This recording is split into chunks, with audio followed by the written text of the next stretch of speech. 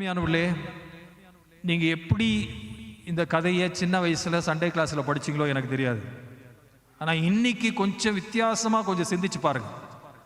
Sodom Gomorrah பட்டணங்கள் அழிந்தது அதனுடைய பாவத்தினாலே, ஆண்டவருடைய கோபாக்கனை அதன் மீது விழுந்தது, இப்படிதான் கேள்விப்பட்டிருப்பீங்க. நான் கொஞ்சம் வித்தியாசமா சொல்றேன், கொஞ்சம் சிந்திச்சு பாருங்க.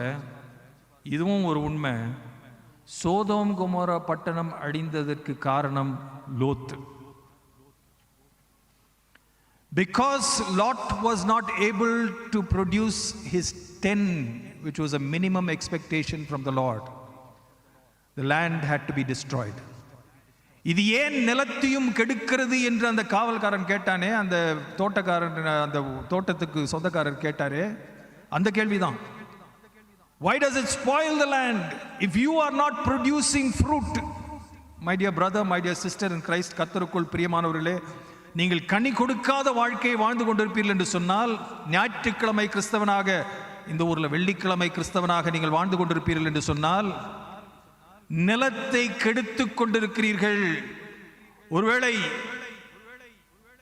இன்று ராத்திரி ஒரு கனவுலே ஆண்டவர் உங்களுக்கு தோன்றி, உடைய தேசத்தை நான் அழிக்கப் போகிறேன் அப்படின்னு, அப்படியெல்லாம் நடக்காது, பயப்படாதீங்க அப்படின்னு ஒரு சொல்லிட்டு, நீ ஒரு 10 பேருக்கு ஆண்டவரை பற்றி சொல்லியிருந்தீன்னா அந்த பட்டணத்தை விட்டுறேன் நான் அப்படின்னு சொன்னாக்கா, உங்களால் எத்தனை பேரில் ஆண்டவரை பற்றி நான் 10 பேருக்கு நான் சொன்னது, ஆண்டவரே இவங்க கிட்ட சொல்லியிருக்கேன், இவங்க கிட்ட சொல்லியிருக்கேன், இவங்க கிட்ட சொல்லியிருக்கேன், 10 பேரை விரலில் விட்டு எண்ணக்கூடியவங்க எத்தனை பேர் இங்கே இருக்கிறீங்க? I want to leave you with this question. Where are your 10? The Lord is questioning you. Have you influenced at least 10 people in your life? ஒரு வாழ்நாளே கொடுத்தாரு. He gave you a lifetime. And if you are going to go and stand in front of him and say, Lord, I come empty handed, ஆண்டவரே வெறும் கையா வருகிறேன்.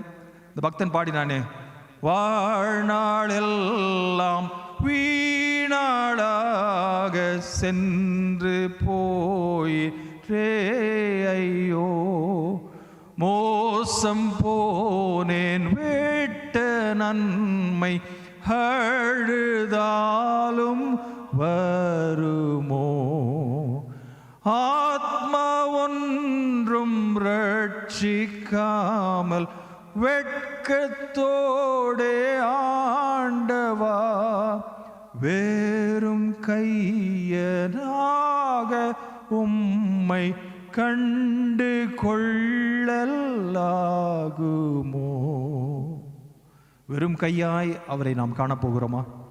ஆண்டவர் உங்களை பார்த்து, எத்தனை டிகிரி படிச்சீங்க, எத்தனை பிளாட் வாங்கினீங்க, எத்தனை வீடு கட்டினீங்க, எந்தெந்த ஊருக்கெல்லாம் போனீங்க, இதெல்லாம் ஆண்டவர் கேட்க போகிறதே இல்லை.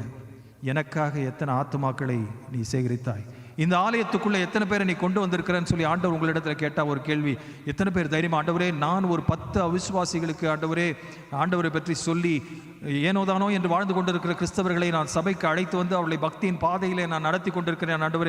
ஆண்டவரே நான் எனக்கு தெரிந்தவர்கள் எல்லாம், ஆண்டவரே சபைக்கு போகாத மக்களை எல்லாம் நான் அழைத்து வந்து அவர்களை பக்தியின் பாதையிலே நான் நடத்தி கொண்டிருக்கிறேன் என்று சொல்லக்கூடிய ஒரு தைரியம் எத்தனை பேருக்கு நமக்கு இருக்கும்? The Lord wants you to be a person who produces fruit. The fruit of your labor is going to be honored one day. ஒரு நாளிலே அவர் அதை கௌரவப்படுத்துவார். எல்லாருக்கும் முன்பாக, தேவ தூதர்களுக்கு முன்பாக, உலகத்துக்கு முன்பாக நீ நியாய தீர்ப்பிலே நிற்கும் பொழுது எனக்காக என்ன செய்தாய் என்று கேட்பார். மார்த்தாள், மரியாள். மார்த்தா தான் வீட்டுக்கு வெளியே போய் இயேசு சாமியை கூட்டிட்டு வந்தா. வெல்கம் பண்ணதே அவதான். வெல்கம் பண்ணிட்டு நேராக கிச்சனுக்கு போயிட்டா. கிச்சனுக்கு போயிட்டு வெங்காயத்தை வெட்ட ஆரம்பிச்சிட்டா, இஞ்சி பூண்டு நறுக்க ஆரம்பிச்சிட்டா, பிரியாணிக்கு எல்லாமே ரெடி ஆகிட்டு இருக்குது. மரியாதை எங்கன்னு தேடி பார்க்குறா. என்ன நான் பாட்டுக்கு கிச்சனில் எல்லாத்தையும் வெட்டிட்டு இருக்கேன், கண்ணீர்லாம் வந்துட்டு இருக்குது. வெங்காயத்தை வெட்ட வெட்ட அவளுக்கு கொதிக்குது. என்ன இது, எனக்கு துணையா வந்து கொஞ்சம் உதவி பண்ணலான்னு பார்த்தா ஆள் இல்லையேன்னு சொல்லி தேடி வந்தா, மரியாள் எங்கே இருக்கிறா? இயேசுவினுடைய பாதத்தில். She was sitting at the feet of Jesus. அவன் நினைச்சா ஆண்டவருடைய சப்போர்ட் கிடைக்கும் நினைச்சு, ஆண்டவரே அவளுக்கு சொல்லுங்க, ஆண்டவரே நான் தனியா கிச்சன்ல வேலை செஞ்சுட்டு இருக்கிறேன், எவ்வளவு நேரம் நான் தனியா வேலை செஞ்சிருப்பேன், வந்து உதவி செய்ய சொல்லுங்க, லஞ்ச் ரெடி ஆகணும்ல அப்படின்னு சொல்லி ஆண்டவருடைய பரிதாபத்தை பற்றுக்கொள்ளலாம் என்று சொல்லி அலறி பார்க்கிறாள். ஆண்டவர் என்ன சொன்னார் தெரியுமா? மார்த்தாளே மார்த்தாளே, நீ அநேக காரியங்களை குறித்து கவலைப்பட்டு கொண்டிருக்கிறாய். இன்றைக்கு தேவையானது ஒன்றே, தன்னை விட்டு எடுபடாத அந்த நல்ல பங்கை மரியாள் தனக்கென்று தெரிந்து கொண்டிருக்கிறாள். There is one thing that cannot be taken away from her. That good thing is what Mary has chosen for herself. இன்றைக்கு உங்களையும் பார்த்த ஆண்டவர் அதை தான் சொல்லுகிறார். உங்களுடைய அநேகரை பார்த்த ஆண்டவர் இன்றைக்கு சொல்லுகிறார், நீங்கள் அநேக காரியங்களை குறித்து கவலைப்பட்டு கொண்டிருக்கிறீர்கள். தேவையானது ஒன்றே தான். ஆண்டவர் தெளிவாக சொன்னார் இல்லையா, தேவனுடைய ராஜ்யத்தையும் அதனுடைய நீதியும் தேடுங்கள், அப்பொழுது இவைகளெல்லாம் உங்களுக்கு கொடுக்கப்படும் என்று சொன்னார். அருமையானவர்களே, நாம் வசனத்தை படிக்கிற மக்களாக இருக்கிறோமா? ஆண்டவருக்காக வாழ்கிற மக்களாக இருக்கிறோமா? அவரிலே பிரியப்படுகிற மக்களாக இருக்கிறோமா? பொறுக்கி எடுத்து வசனங்களை படித்து விட்டு செல்கிற வாழ்க்கையை நான் சொல்லவில்லை.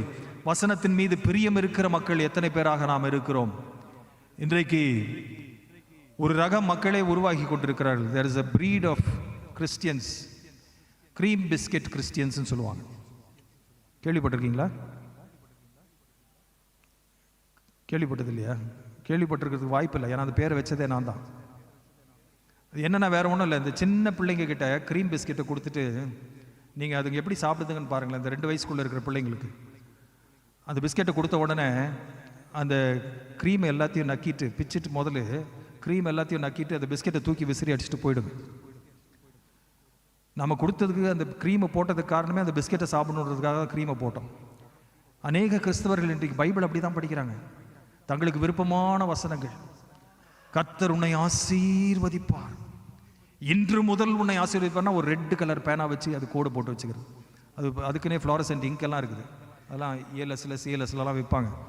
அது கோடு போட்டு இன்று முதல் உன்னை ஆசீர்வதிப்பார், உன்னை வாலாக்க தலையாக்குவார்னா அது கோடு போட்டு வச்சுருப்பாங்க. பிலிப்பியர் 1:29 அதை யாருமே கோடு போட்டிருக்க மாட்டாங்க. பாருங்களேன், உங்கள் பைபிளில் இருக்காது கோடு. கிறிஸ்துவ நிமித்தம் அவரை விசுவாசிக்கிறதுக்கு மாத்திரமல்ல, பாடுபடுகிறதற்கும் உங்களுக்கு அருளப்பட்டிருக்கிறது, அது வராது. நம்ம நியூ இயர் ஆராதனையில் கூட நீங்கள் பார்த்தீங்கன்னா பொறுக்கெடுத்து வசனங்களை பிரிண்ட் பண்ணி ஒரு அட்டையில் வச்சுருப்பாங்க. அது பாஸ்டர் பிடிச்சிட்டு நிற்பார் பாவம். வரிசையாக நானும் என்னுடைய சர்ச்சில் எல்டர், நான் ஒரு சைடு நிற்பேன், பாஸ்டர் ஒரு நிற்பேன். இந்த ஜனங்க வரதை பார்த்தீங்கன்னா வேடிக்கையாக இருக்கும். ஒருத்தர் கூட மேலே இருக்கிற அட்டையை எடுக்கவே மாட்டாங்க, கையை உள்ளே விட்டு அதை நோண்டி எடுப்பாங்க. அதுக்கும் கிளி ஜோசியத்துக்கும் என்ன வித்தியாசம்னு எனக்கு ஒன்றும் புரியல. வேத வசனத்தின் மீது பிரியமில்லாத ஒரு சந்ததியாக மாறிக்கொண்டிருக்கிறோம். பிரியமானவர்களே, கர்த்தருக்கு பிரியமுள்ளவர்களாக, வசனத்தின் மீது பற்றுதல் உள்ளவர்களாக, வாஞ்சி உள்ளவர்களாக, மற்ற விசுவாசத்தில் உறுதியாய் இல்லாதவர்களை அழைத்து சபையிலே அவர்களை பக்குவப்படுத்தி அவர்களை ஆவிக்குரிய வாழ்க்கையிலே நடத்துகிற ஒரு வாஞ்சையும் பசி தாகமும் உங்களுக்கு இருக்கும் என்று சொன்னால் கர்த்தர் உங்களுடைய வாழ்க்கையை செழிக்க செய்வார். முதலாவது தேவனுடைய ராஜ்யத்தையும் அதனுடைய நீதியும் தேடுங்கள். மத்தேயு 6:33 அப்பொழுது இவைகளெல்லாம் உங்களுக்கு கூட்டி கொடுக்கப்படும். என்னத்தை உண்பீர்கள், உடுப்பீர்கள், இதையெல்லாம் குறித்து கவலைப்பட வேண்டாம், இதையெல்லாம் அஞ்ஞானிகள் நாடி தேடுகிறார்கள். There is only one life, my friends, and only what is done for Jesus Christ will last. பல ஆண்டுகளுக்கு முன்பாக வேல்ஸ் தேசத்தில் ஒரு எழுப்புதல் உருவானது. அந்த எழுப்புதலில் அநேகர் ரட்சிக்கப்பட்டார்கள், மிஷினரிகளாக வந்தார்கள். அசாம் பகுதியிலே மிஷினரியாக ஒருவர் பணியாற்ற ஆரம்பித்தார். அந்த காரோ என மக்கள் என்று சொல்லப்படுகிற பழங்குடி மக்கள், ஹெட் ஹண்டர்ஸ், சிறை சேதம் பண்ணுகிறவர்கள், சிறைகளை வேட்டையாடுகிறவர்கள், தலைகளை வேட்டையாடுகிற மக்கள், கொடூரமான மக்கள், அவள் மத்தியிலே ஊழியம் செய்ய ஆரம்பித்தார் அந்த மிஷினரி. அவர் மிஷினரி ஊழியம் செய்து ஒரே ஒரு ஆத்மாவை ரட்சிப்புக்குள்ளாக நடத்தினார். நாக்சாங் என்று சொல்லப்பட்ட ஒரு மனுஷன் ரட்சிப்புக்குள் நடத்தப்பட்டான். நாக்சாங் ரட்சிக்கப்பட்ட உடனே மற்றவர்களுக்கெல்லாம் இயேசுவின் அன்பை பற்றி சொல்ல ஆரம்பித்து விட்டான். அந்த தலைவன் எல்லாரையும் அழைத்தார். நாக்சாங், இது என்ன நடக்கிறது? ஊரையே கூட்டி விட்டார்.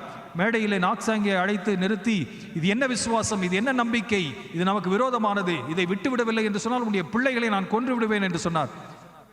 I have decided to follow Jesus என்று சொன்னான். பிள்ளைகளை தனக்கு முன்பாகவே அம்புனாலே எழுதி அந்த 2 பிள்ளைகளையும் துடிக்க சாகடித்தான். அவன் துடித்து செத்து கொண்டிருக்கிற நேரத்திலேயே நாக்சாங், உன்னுடைய விசுவாசத்தை நீ துறக்கவில்லை என்று சொன்னால் உன்னுடைய மனைவிக்கும் இதே நேரிடும் என்று சொன்னான். I have decided to follow Jesus, no turning back என்று சொன்னான். உன்னுடைய மனைவியும் சுட்டு கொன்றான். மனைவி துடித்து சாகிற நேரத்திலே அவனை பார்த்து சொன்னான், இப்பொழுது உன்னுடைய உயிர் மட்டும்தான் விடப்பட்டிருக்கிறது.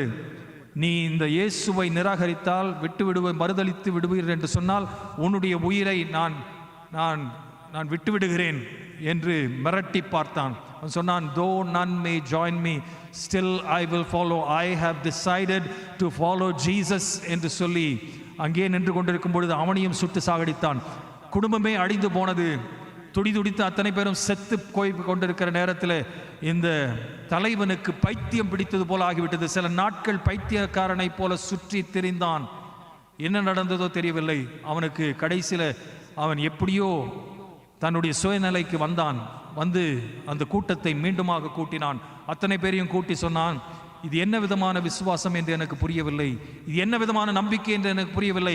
அதில் ஒன்று எனக்கு தெரியும், இந்த கடவுள் தான், இந்த நாக்சாங்கனுடைய கடவுள் தான் உண்மையான தெய்வமாய் இருக்கிறார். நீங்கள் அத்தனை பேரும் அவரையே பின்பற்றுங்கள் என்று சொன்ன உடனே அவன் சொன்ன வார்த்தைகளையே அவர்கள் பாடலாக பாட ஆரம்பித்தார்கள். அசாம் பாஷையில் தான் முதல் பாடினார்கள். I have decided to follow Jesus, no turning back, no turning back. Though none may join me, still I will follow, no turning back, no turning back. இருக்கிற இடங்களில் அப்படியே